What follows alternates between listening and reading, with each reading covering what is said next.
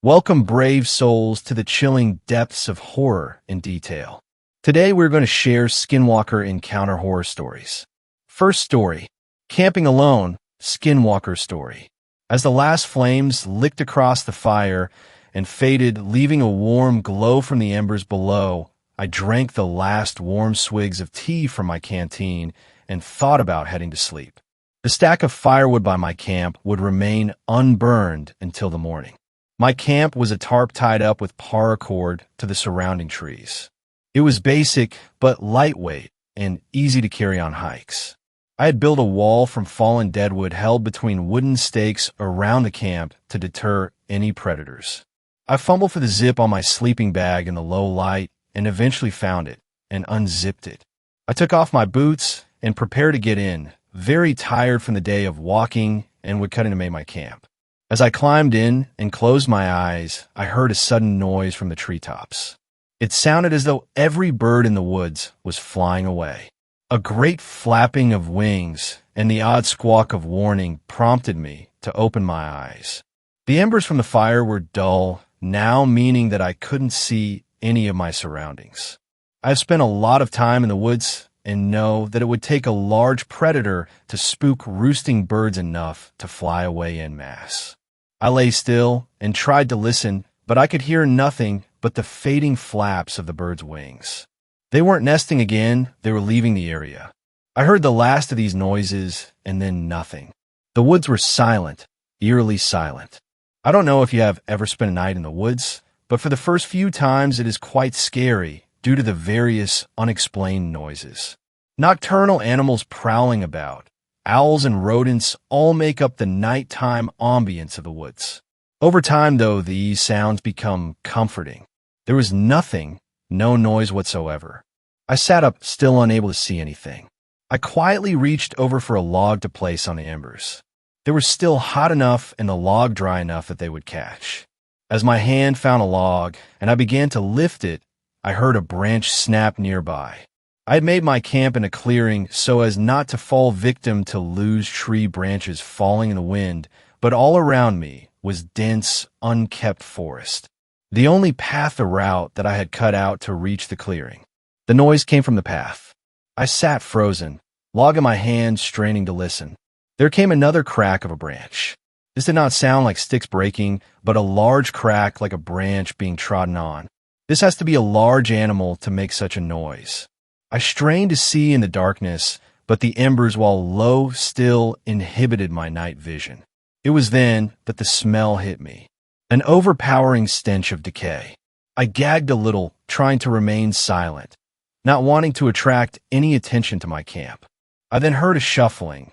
Whatever this creature was, it was taking the path I had cut. I heard it brushing against the leaves overhanging the trail, the rustling of the low-lying leaves of the trees. Whatever it was, the creature was big, at least 7 feet judging by the height of even the lowest trees. I noticed my breathing becoming heavier and tried to force myself to take controlled, quiet breaths.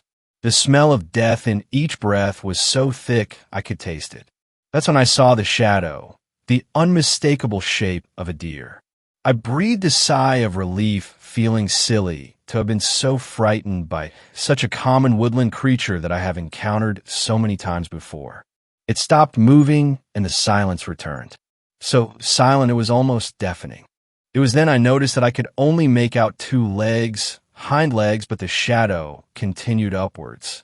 This deer was stood on its hind legs, its back stretched straight, its front legs and paws hung at its side. This was no deer. My mind suddenly went into overdrive. I consulted a mental image I had made of the area before the light had died, and it was surrounded by dense woodland.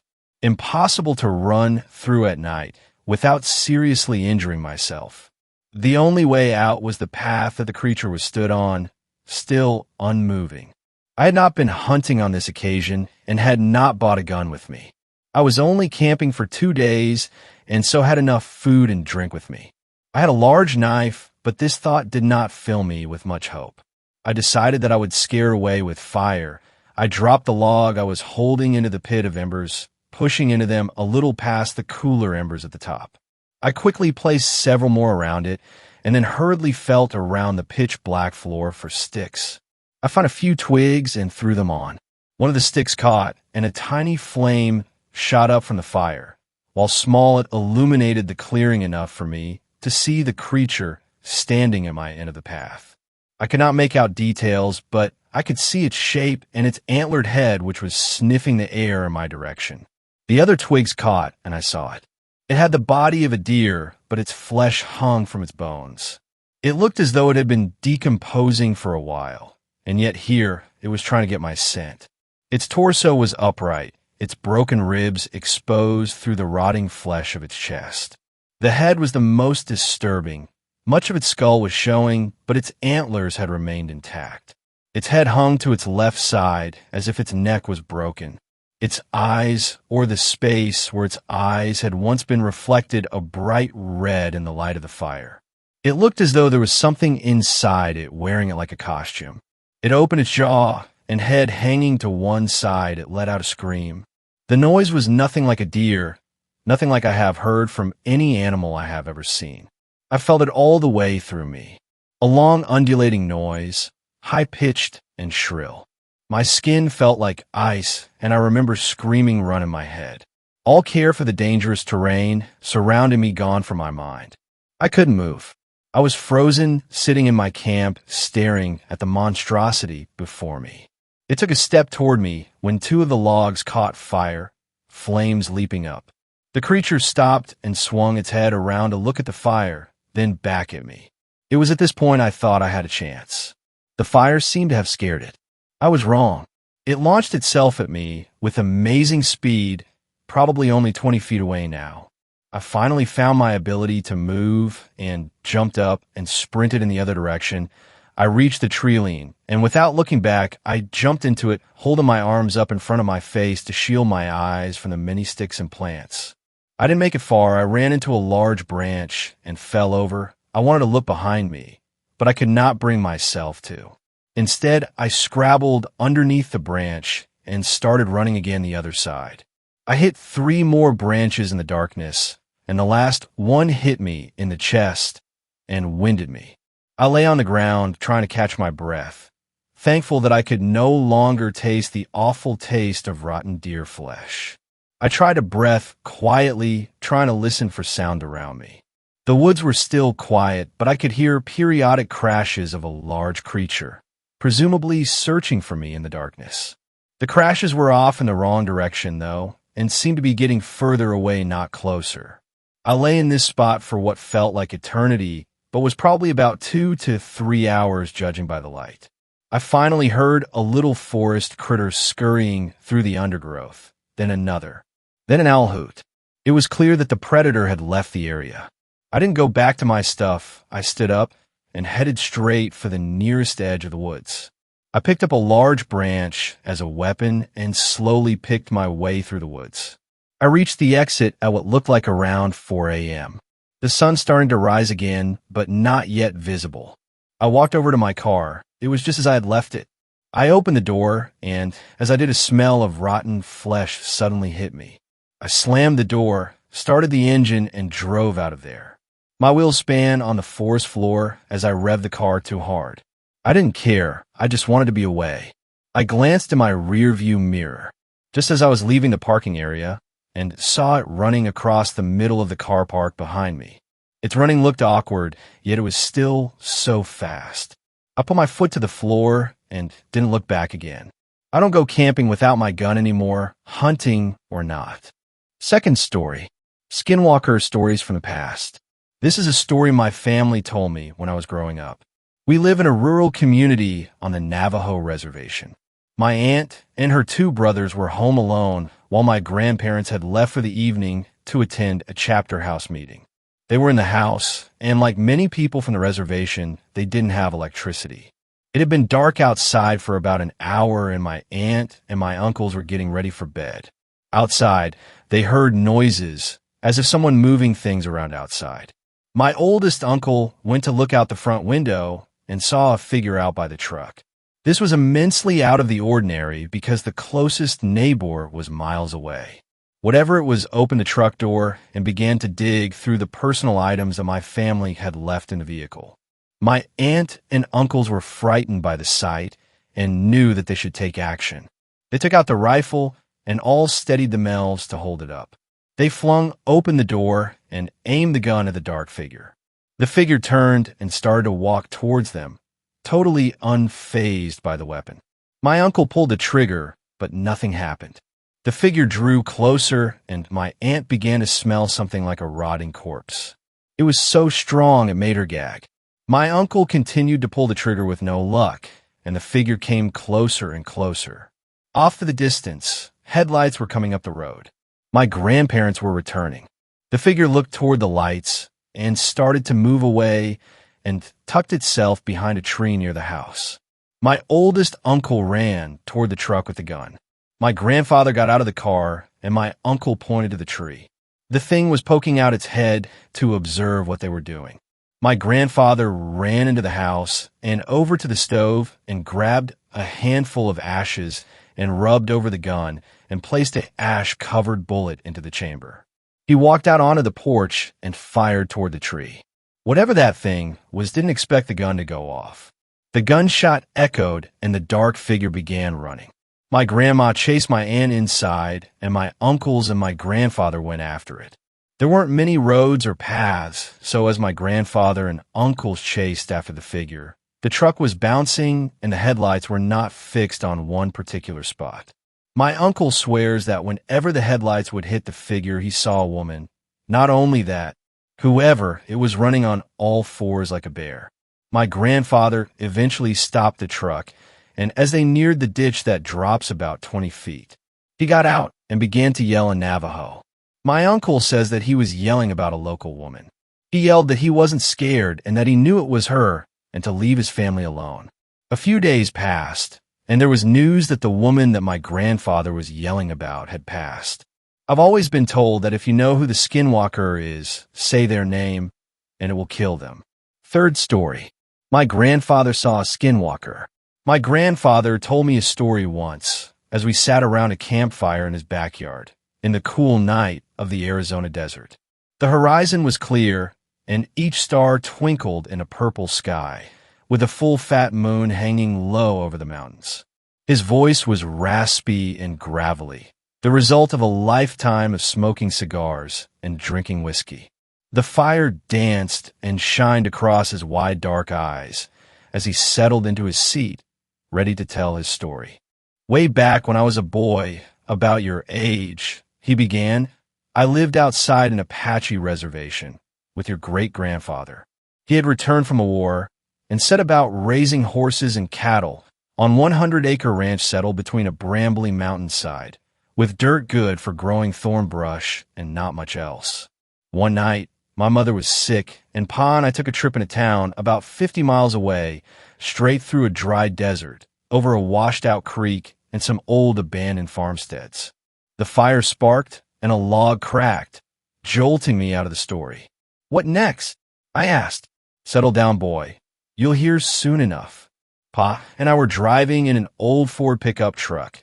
I remember it was dark out, inky and thick, with only the lights of our old truck lighting up the road. I remember, too, when the engine began to sputter and the truck slowed to a jerky stop. God damn it, Pa said, guiding the Ford to the side of the road as it coasted to a halt. Stay here, son, as he stepped out into the darkness, shutting the door with a heavy thud. My window was down, and the cool desert air was breezy and felt good on my hot face and neck. Pa was getting water from the back to cool the engine, and that's when I smelled it. Rotten eggs. Strange, I thought, to smell sulfur in the desert.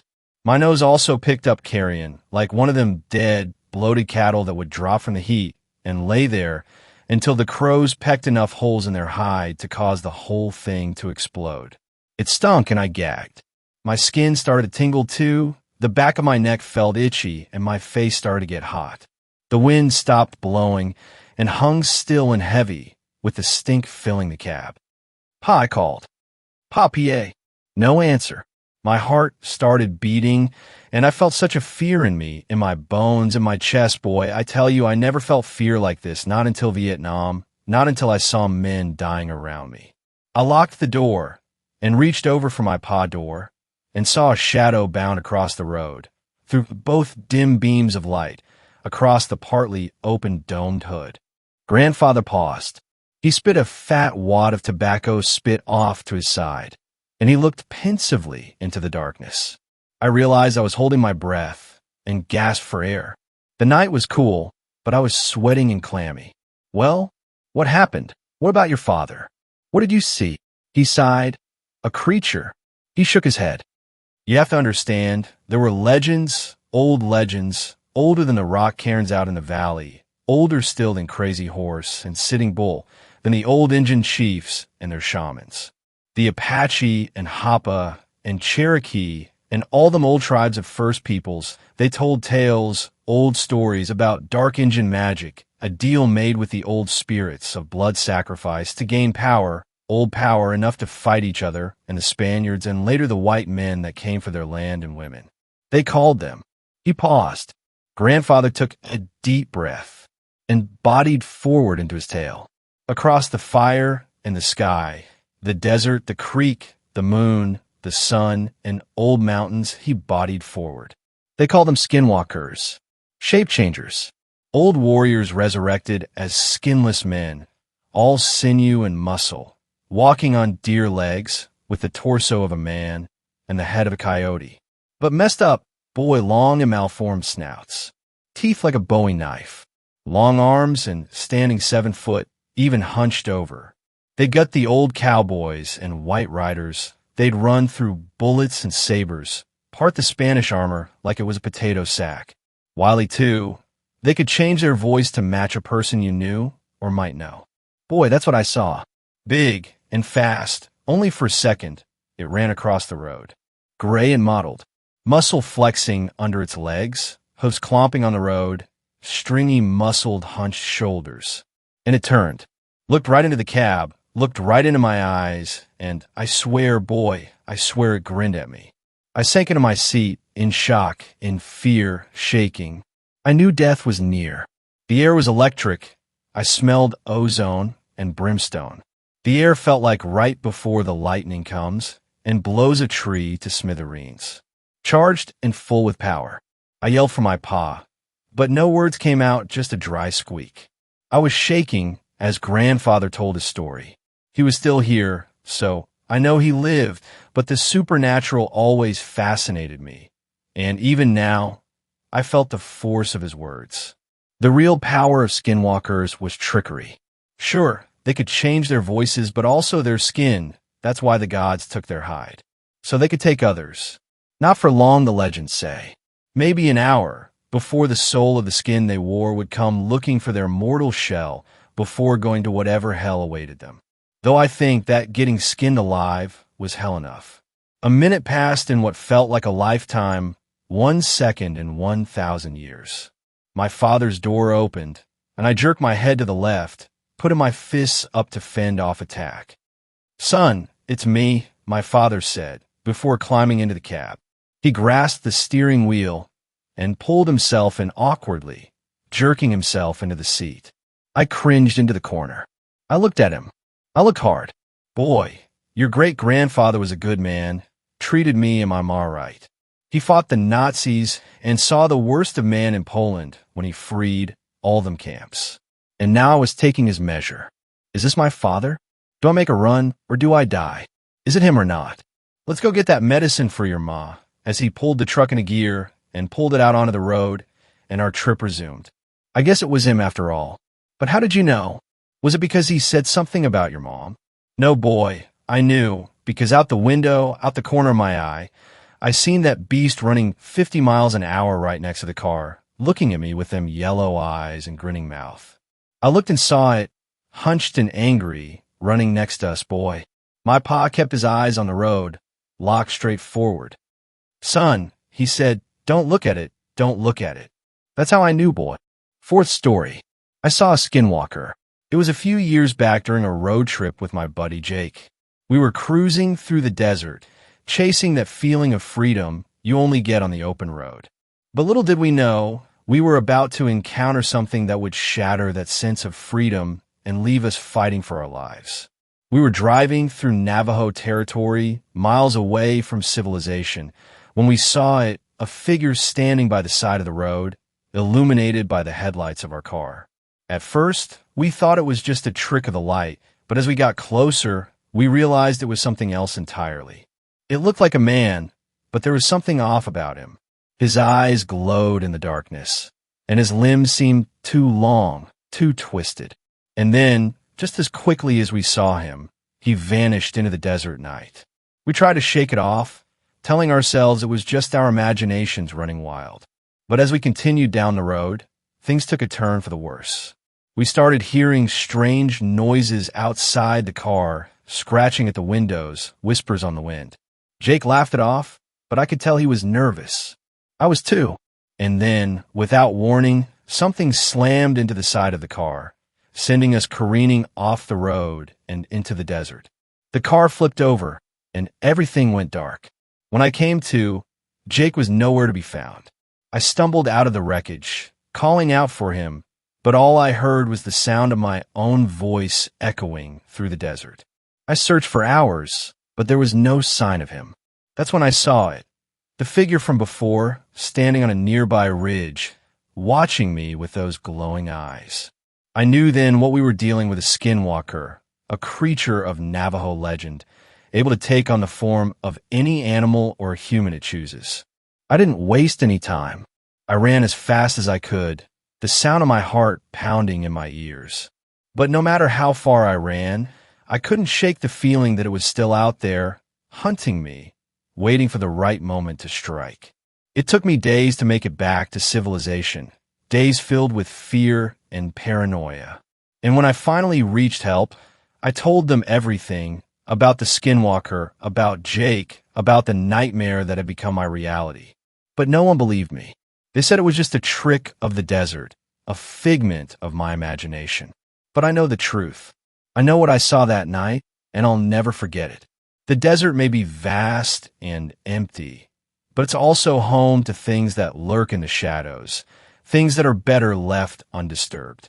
And if you ever find yourself driving through the desert at night, remember one thing: beware the skinwalker, for it is always watching, always waiting, and it will stop at nothing to claim its prey. Fifth story, Skinwalker. I won't reveal who I am or much about where I live, and to be honest, it's been a few months since this happened. But I just came to terms with it now, and I have to warn people about what's out there, what they knew, what we don't. Warning: this is a very long read, and some of the content below is very disturbing. But I can't hold back. Here's my story. Occasionally, I like to go hiking with my friends. There's not much more to do, honestly. We live in a small mountain town in Colorado. It was fun at first, but by now we know the trails by heart. By the end of last summer, there was only one we hadn't tried. Now, there's a reason for that. The trail goes right through a portion of the forest that the Ute people considered sacred. I'll admit, I have hang-ups when it comes to these things.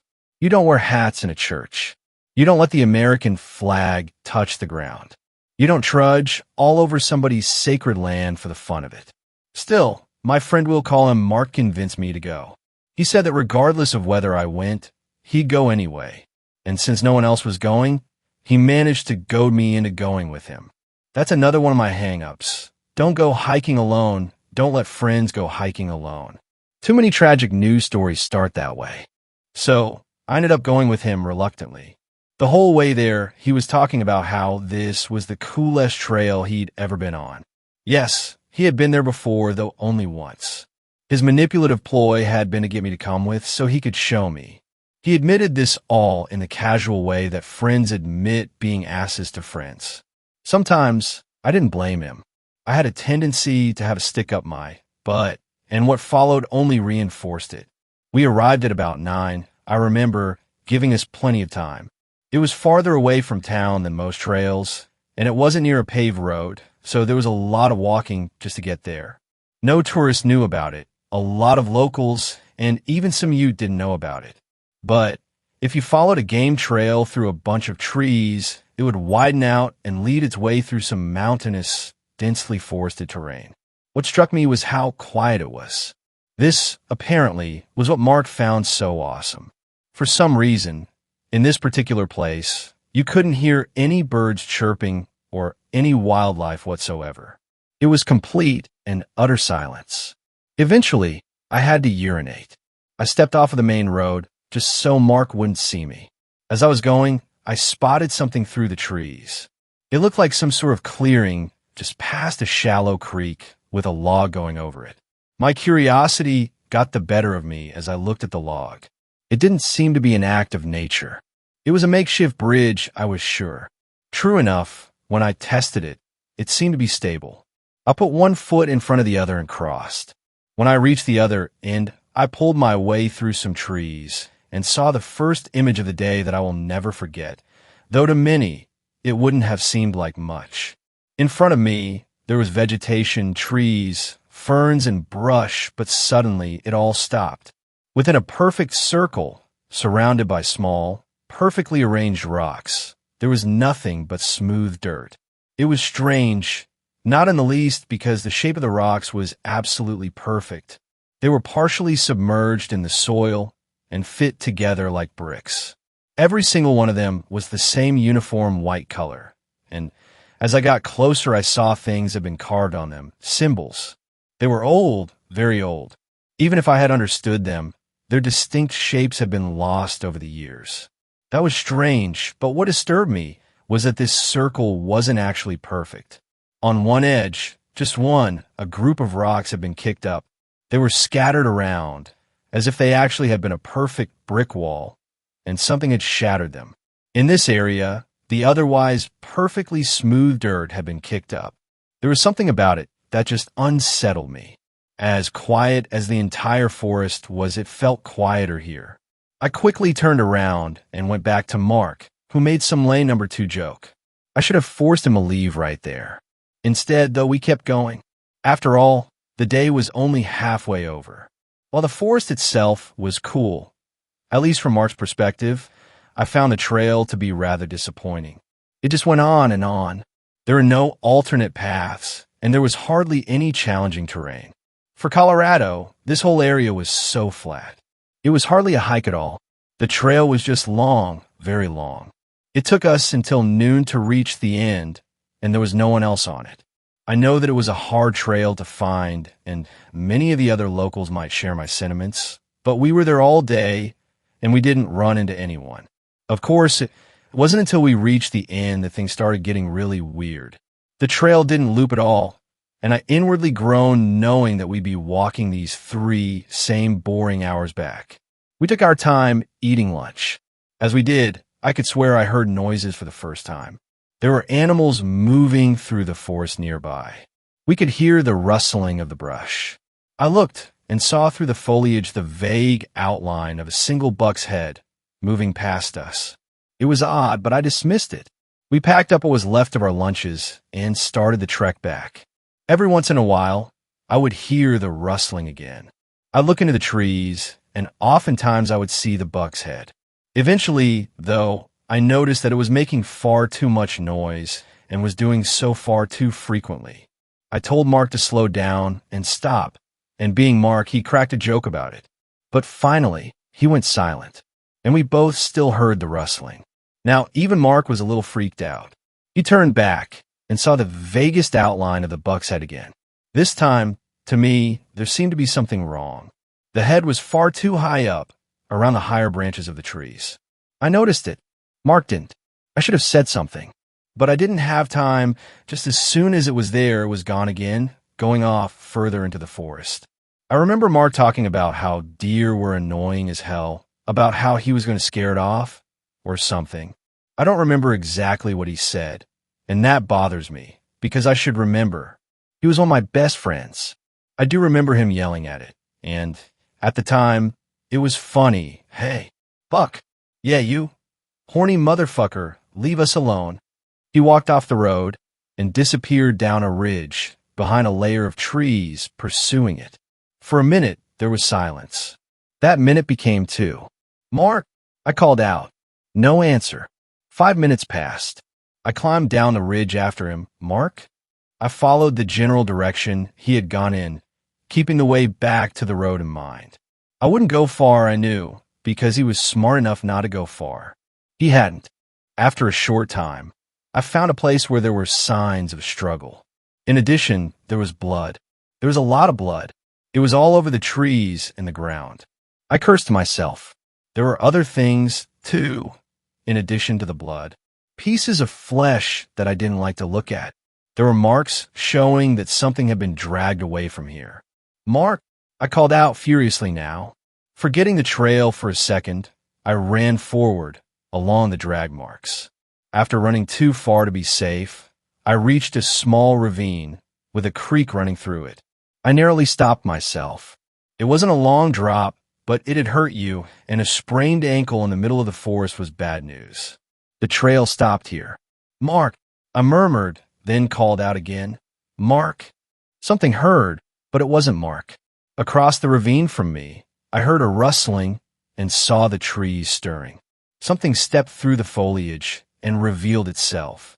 This was the second image burned into my mind. Please give me a second.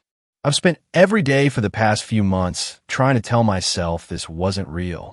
At first, I saw a head, the head of a buck, but it came forward, and I realized that it was 7 feet above the ground. I was staring a 7-foot creature straight in the face that had a massive buck's head, but a humanoid body. The creature snorted. Its buck face remained neutral, scared-looking, even as if it wasn't sure of the malicious whims of the body beneath it. There was blood dripping from its horns, which were not at all like the horns of the average buck, but jagged, pointed, and unorganized. A mess of sharp, bloody points. Its human body was dark-skinned and naked, with very human genitalia. Its penis was dripping blood, just like its horns, implying things that I don't want to think of.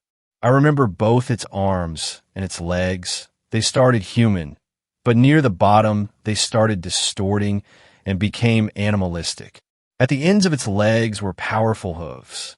At the ends of its arms were hands with long claws, every bit as jagged as the horns on its head. In one of those claws, Mark's body was being held by his shirt.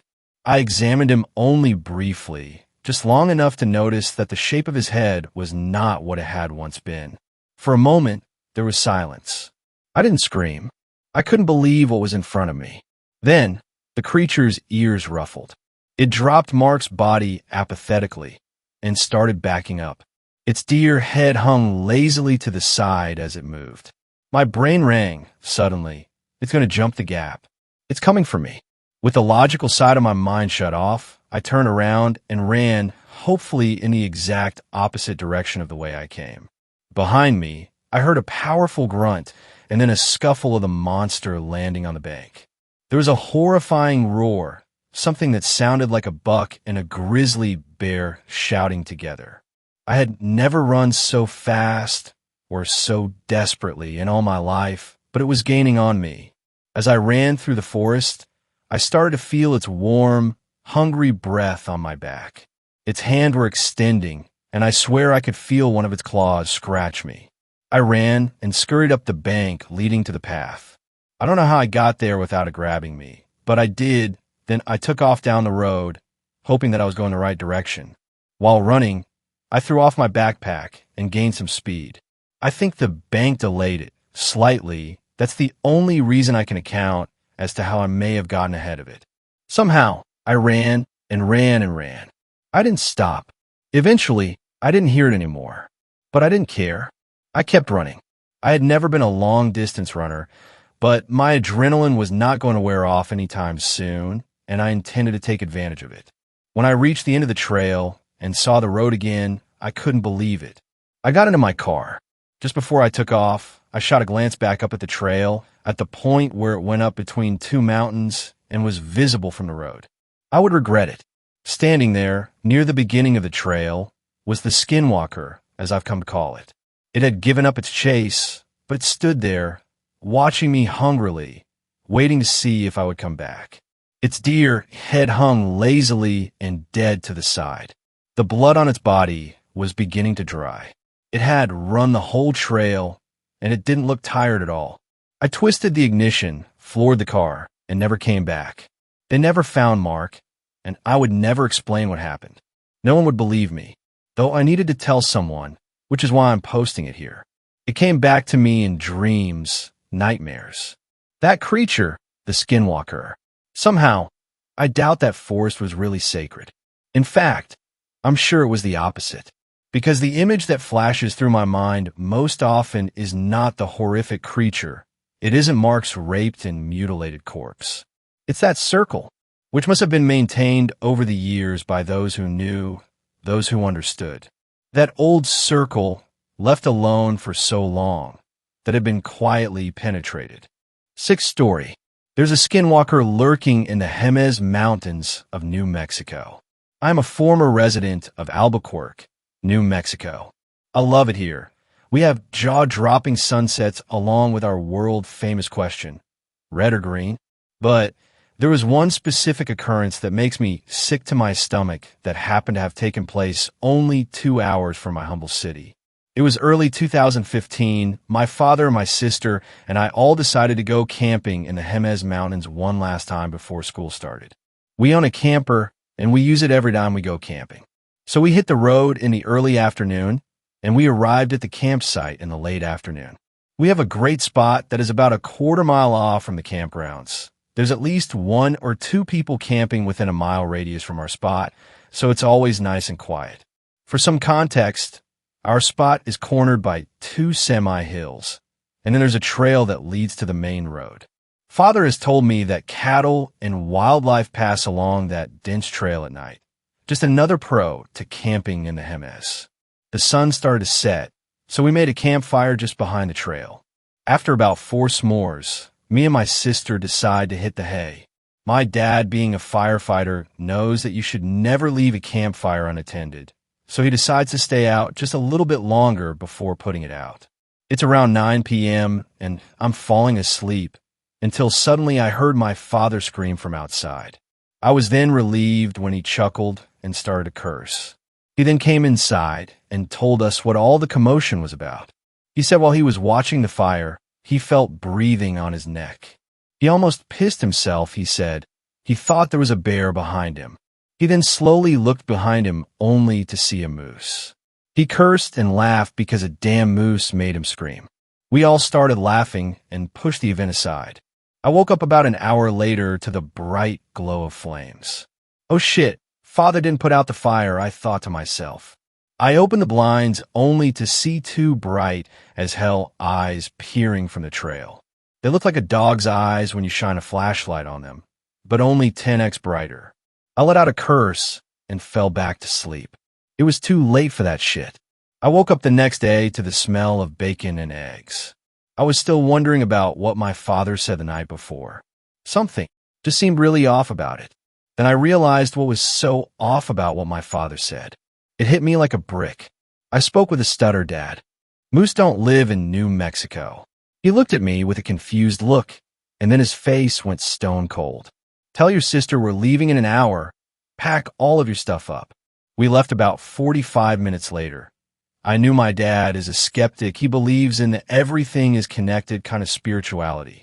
Whenever we talk about ghosts or scary stories, he always says something along the lines of, someone could have easily made that up. But the way he reacted to his realization of seeing a moose in New Mexico validated that he wasn't looking for a logical explanation. He wanted to get the hell out of there to protect us. I couldn't relate this experience to other scary stories until I heard of the so-called skinwalkers. I can confirm that what my dad saw that night was a skinwalker. It checked out in every category of what they look like and how they behave. The eyes of a skinwalker are brighter than LED lights. They could take the form of a coyote, deer, sheep, human, you name it. Now, of course, the logical explanation was that he saw an elk, not a moose. But when I pushed my dad to tell about what he saw, he swears to God that he saw a moose, because moose have elongated snouts that most elks lack. I needed to get this weight off of my chest. So, if anybody can relate or develop a logical explanation for what me and my father saw, I am open to what you guys have to offer. And yes, we have gone back almost 7 times for the past 2 years, and we never saw it again. 7th story. Did I meet a skinwalker in New Mexico? A year or so ago, I left England for the summer in order to travel a bit and maybe find some work abroad for a few months. I managed to stumble across a decently paying job as a farmhand in the northwestern area of the Navajo Nation Reservation in New Mexico. The farmer was looking for somebody to help him with busy work over the summer and allowed me to sleep in what I can only describe as a cabin, basically a big shed he had renovated in order to house whoever he had working for him at that moment in time. It was a large farmland, and the shed was situated pretty much parallel to the house across the largest field of crops. Living in this shed with me was a half-Native American boy who was about the same age as me. Name's Ahiga. Apologies if I misspell. It's been a while since I've wrote or spoke his name. Anyway, I arrived at the cabin after a long and stressful journey by plane and then pretty much hitchhiking my way across the USA. I met the farmer and the boy, and they both seemed friendly enough. Everything was smooth sailing for around 2 weeks, even with the relentless heat beating down on my pale English skin. Ahiga and I became close as we were around each other 24/7. He would always tell me interesting stories of Navajo legend. He often told me of the Yinald-Lushi, skinwalkers, in detail, and he seemed very knowledgeable on the subject. He told me how he dreamed of these creatures often. It seemed like he had some kind of morbid obsession with these things. I chalked it all up to horror stories and didn't really put any stock into what he was saying, although it did interest me. I've never been one to believe in or fear the supernatural. One evening after a heavy day of work, I headed back to the cabin to shower and change. I got back to the cabin, showered, got changed, and sat down on my bed. There was no sign of Ahiga yet, which was weird because he would usually be back by now. I waved it off and left my cabin to head into the nearest town, if you were just to explore a bit more of the land I was staying in. I explored for a while and found a nearby bar to drink in, as I hadn't had a single drink since moving here. I left the bar at around 10:30 p.m., and it was pretty much fully dark. I began to walk back to the farm. As I walked back along the windy road, I felt as if I was being watched. I walked on a bit faster and made my way across to the farm. As I walked around the farmer's house, I noticed what looked like someone carrying a bag under their arm. Leaving my cabin, something felt and looked not right about this figure and its movements. I went stealth mode almost instinctively and took the long way around the field, hiding behind the fencing. I managed to get a good angle on the figure. As he stood up, the light shining from with the cabin illuminated, and I saw that it was Ahiga. At first I was relieved, but then I saw how erratically he was moving, almost with no rhythm at all. Under his arm, he clutched a dog's severed head. I felt sick to my stomach and ducked down, but managed to compose myself. I poked my head up to check once more, and he was heading off into the forest. I took this opportunity to dart for the cabin and pull my keys out to unlock the door. As I got close, I tripped and dropped my keys and thundered to the ground. I propelled myself back up and turned to see why I fell and saw I had tripped over the rest of the beheaded dog. I swung around to look towards the woods and saw Ahiga on all fours, not like an animal, but like a person with their arms and legs bent in the wrong direction. It felt as if he was looking directly into my soul. He had 2 yellow, glowing eyes and a confused look on his crooked face. "I am Ahiga," I think he tried to say, but the words were guttural and frothy, almost like Gollum from Lord of the Rings. I unlocked the door and bolted inside, locking it behind me and closing all the curtains and windows in the cabin. I sat awake all night, hearing noises and feeling watched somehow. I'd hear whatever it was at the door now and again, pretending to be Ahiga. It would repeat parts of the stories Ahiga he'd been telling me whenever we relaxed in the cabin together on previous nights, and every time it showed up, a horrific smell filled the cabin and made me vomit a few times. In the end, the harassment stopped and daylight began to shine through the curtains. I checked out the window and saw nothing outside. I quickly gathered all my possessions and got out of there. I flew back to England the next week after using all my farmhand money to rent a hotel room on the East Coast as far away from the place as I could. I often wonder what happened to Ahiga, but I'm glad I didn't wait around to find out. Many of you won't believe this story, but I can assure you it's 100% true, and I still think about it at night to this day. I'm still not sure what I saw, but sometimes I still feel as if I'm being watched. But I think this may be paranoia. There's no stories of these things following you across the pond? Is there? Eighth story. I think my wife is a skinwalker. My wife and I just recently welcomed my sweet daughter into this world. But I got a bad feeling she may not be as sweet as she seems to be to me. But to understand why I'd say that about my own daughter, I need to give a little backstory to the situation. We haven't been married very long, as it's not really frowned upon to marry soon in my family. But when we were first dating and staying with my parents, we slept in their living room, and when we woke up one morning, I noticed the door was still unlocked, but I was always sure to keep it locked. I never really noticed anything else, though. I never saw any handprints on the door or windows. I never saw anything out of the ordinary at all that would be a telltale sign of an intruder. I brought it up to my dad, so he took me to his office to check the CCTV monitor. No one had approached the house all night.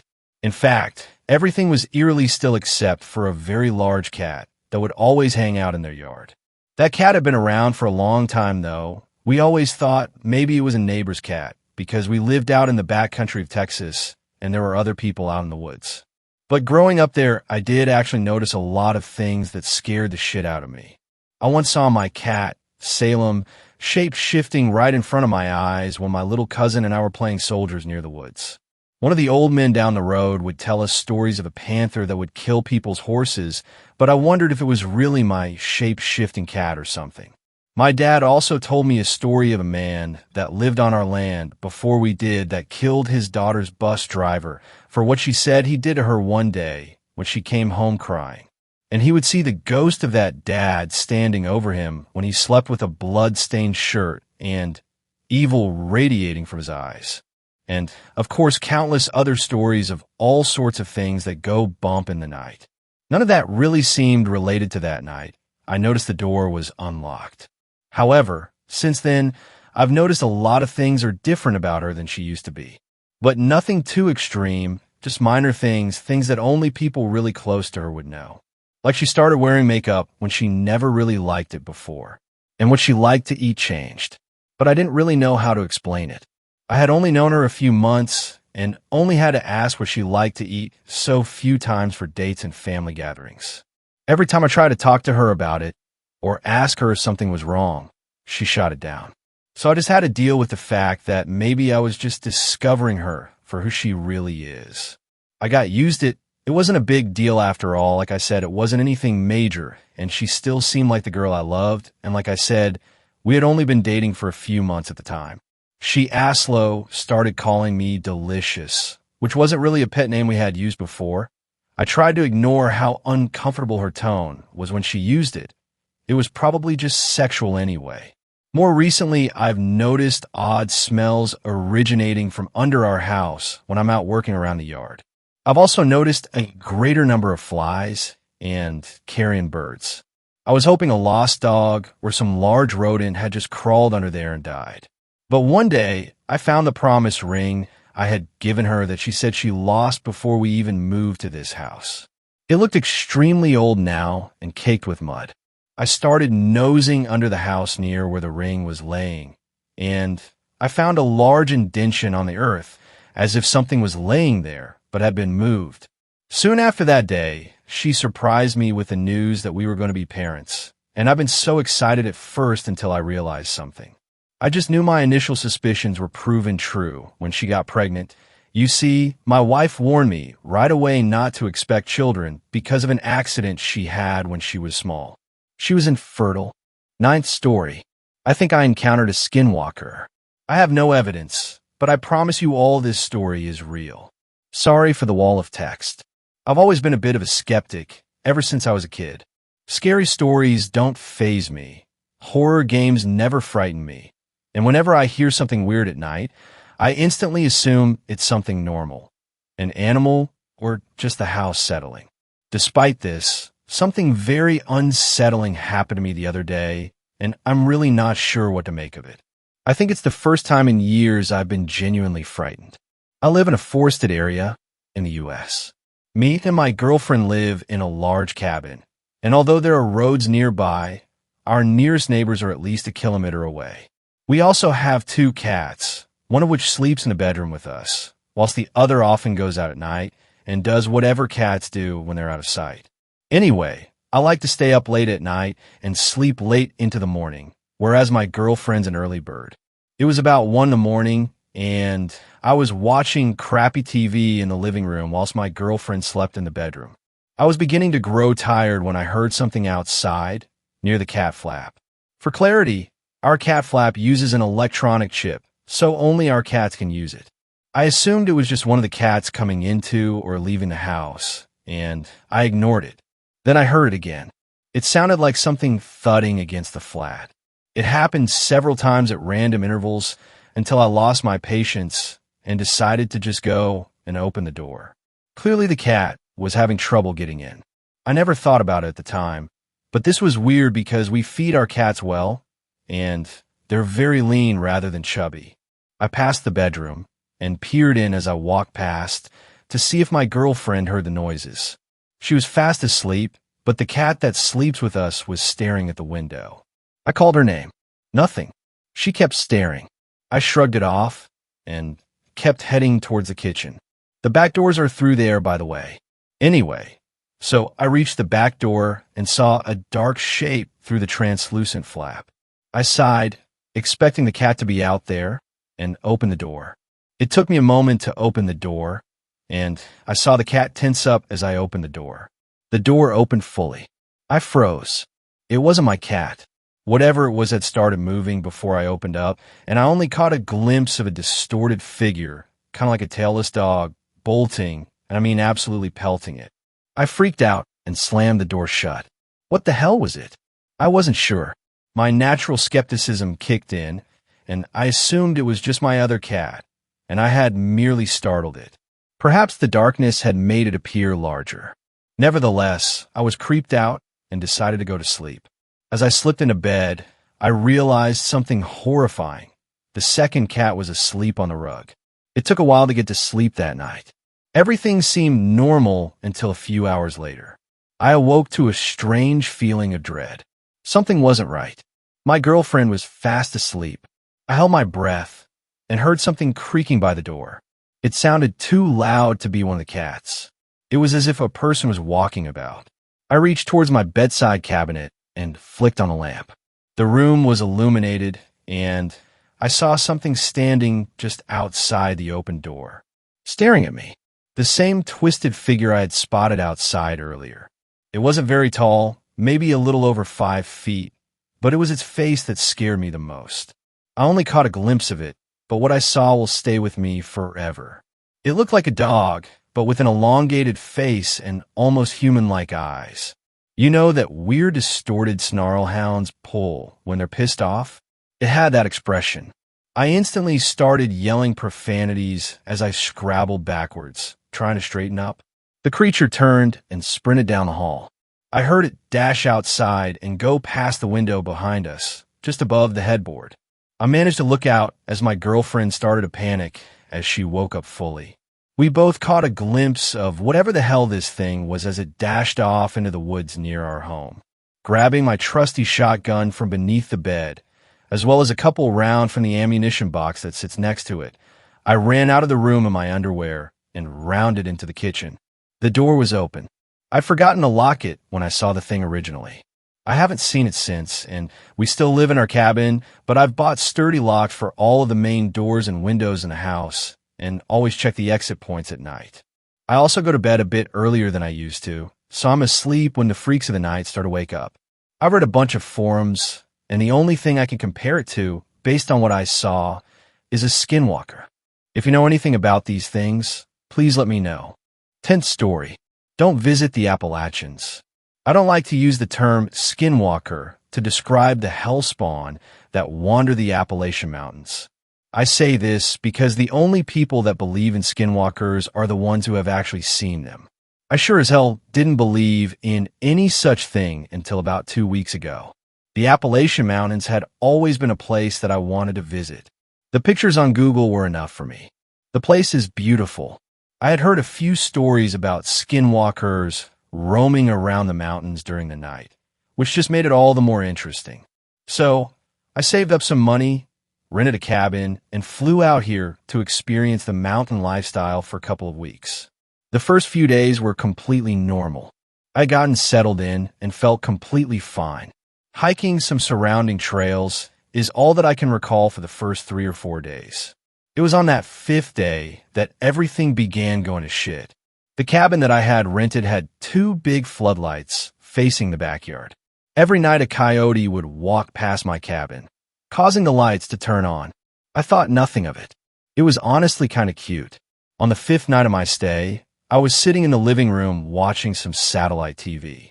In the corner of my eye, I saw the floodlights flick on. I jumped up to go see my new coyote friend through the window. Let's just say that whatever caused my floodlights to turn on that night was not a coyote. Its body looked completely normal except for the legs. The legs were extremely long and skinny, probably 3 times longer than any normal coyote. The thing just stared at me. My fight or flight didn't kick in. All I could do was stare back into its empty eyes. This creature then let out the loudest, most blood-curdling scream I've ever heard, then got even closer to the window. I turned around to grab my phone so I could call the police. As I was walking to the couch, the floodlights turned off. The soft glow of the old TV screen was the only thing lighting the living room. I grabbed my phone and sprinted upstairs to my room. My first instinct was to hide in the closet, so I did just that. The closet doors had little slits in them, so I could kind of see what was going on outside. I picked up my phone and tried to call the police. There was one slight problem, though. My phone was dead. It was around this point that I heard knocking coming from my front door. The knocking continued for what felt like an hour. I literally had no idea what to do, so I just sat there, hoping that it would stop. It eventually did stop, but shortly after, I heard the door open.